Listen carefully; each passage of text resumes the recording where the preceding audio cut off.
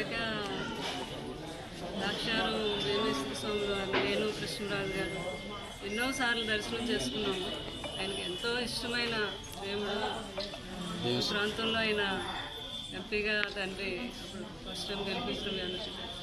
అప్పటి నుంచి కూడా ఎప్పుడు కాకినాడ వచ్చినా వచ్చి ద్రాక్షారం రావటం, వేమేశ్వర స్వామి వారి దర్శనం చేసుకుంటాం. అమ్మవారు శక్తిపీఠం అలా అలవాటు. కానీ నేను ద్రాక్షారం వెళ్ళాలి, ఎన్నో సంవత్సరాలు అయిపోయింది. కృష్ణరాజు గారు నేను వెళ్ళలేదని అనుకున్నాను అంతే.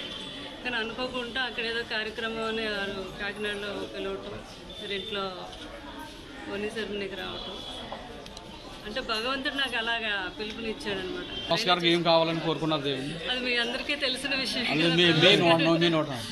గారు పెళ్లి గురించేగా మీ అందరూ అడిగేది. తప్పకుండా బాబుకి పెళ్లి చేయాలని మాత్రం మనస్ఫూర్తిగా పార్వతీ పరమేశ్వరుని నేను కోరుకున్నాను.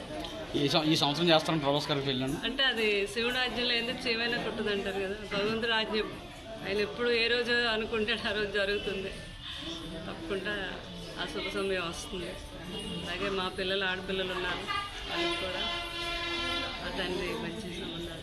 అంటే ప్రభాస్ గారికి మీ ఫ్యామిలీ కుటుంబంలోనే మ్యారేజ్ చేస్తారు, బయట ఏమన్నా సినిమా హీరోయిన్లు ఎవరన్నా? అది తెలియదు నాకైతే. అది మాత్రం పెళ్లి మాత్రం జరుగుతుంది. అది పెళ్లి మాత్రం జరుగుతుంది. భగవంతుడు రాజ్యం అంతా. చాలా సంతోషం. Thank you madam.